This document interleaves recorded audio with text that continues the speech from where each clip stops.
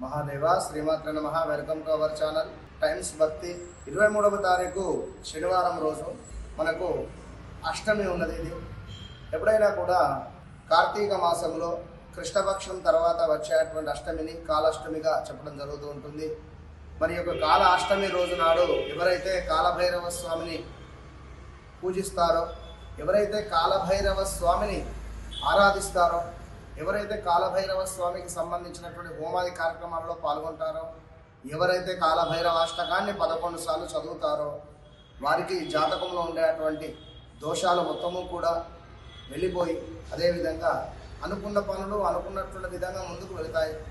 ఆర్థికంగా చాలా ఇబ్బందుల్లో ఉంటున్నామండి అని అనుకునేటువంటి వారు కానీ, భార్యాభర్తలలో అన్యోన్యత లేదు అనుకునేటువంటి వారు కానీ, లేదా మాకు కొంత అమౌంట్ స్ట్రక్ అయింది అని అనుకునేటువంటి వారు కానీ, లేదా మాకు అనుకున్న పని ఇది అసలు దగ్గర దాకా వచ్చి జరగటం లేదు అండి అనుకునేటువంటి వారు కానీ, ఈ విధంగా ఉండేటువంటి వారు ఖచ్చితంగా కూడా ఈ యొక్క కాలభైరవ అష్టకాన్ని 11 సార్లు చదివినా, లేదా మన వద్ద కాలభైరవ స్వామి యొక్క హోమాలు విశేషంగా కూడా చేయడం జరుగుతుంటుంది. ఇది లైవ్లో కూడా తిలకించవచ్చును.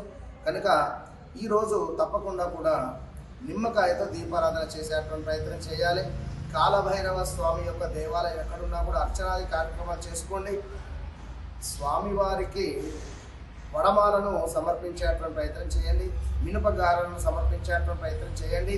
అలా మినప గారెలు సమర్పించినటువంటి ఆ యొక్క గారెలను ఒక 4-5 తీసుకొని మీ దగ్గరలో ఎక్కడైనా కూడా నల్ల కుక్క ఉంటే నల్ల కుక్కకు కుదిరితే ఒక బొట్టును పెట్టి ఆ యొక్క నల్ల కుక్కకు తినిపించేటువంటి ప్రయత్నం చేయండి. దీనివల్ల కాలభైరవ స్వామి యొక్క అనుగ్రహం పొందుతారు. తప్పకుండా కాలభైరవ స్వామి ఈ యొక్క అష్టమి చాలా పవర్ఫుల్. బూడిది గుమ్మడికాయతో కూష్మాండ దీపారాధన చేసేటువంటి ప్రయత్నం చేయండి. మన వద్ద బూడిది గుమ్మడికాయలతోనే హోమం చేస్తూ ఉన్నాం ఆ రోజు.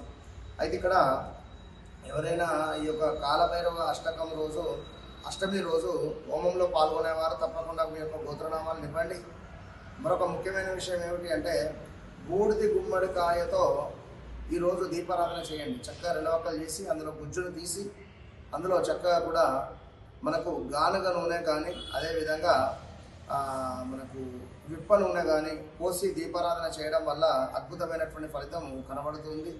తప్పకుండా ఈ యొక్క కార్తీక మాసంలో ఈ యొక్క కృష్ణపక్షంలో అష్టమి శనివారము మకా నక్షత్రం కూడా అవుతున్నది కనుక కుదిరితే ఈరోజు నక్షత్ర దీపాన్ని కూడా చేయండి. ఒక 27 ఉసిరికాయలను తీసుకొని ఆ 27 ఉసిరికాయల పైన కాస్త చెక్కేసి నేతిలో పువ్వొత్తులను నానబెట్టి ఈ యొక్క పువ్వొత్తులను 27 ఉసిరికాయల మీద పెట్టి చక్కగా కూడా ఎట్లా అంటే ఒక 10 పెట్టాలి ముందు, తర్వాత 5, తర్వాత 3, తర్వాత 1, తర్వాత ఇటు 5, 3, 1 ఇట్లా మీరు చూసుకొని ఈ యొక్క నక్షత్ర దీపాన్ని పెట్టడం వల్ల తప్పకుండా జాతకంలో ఉండేటువంటి దోషాలు కూడా తొలగిపోతాయి.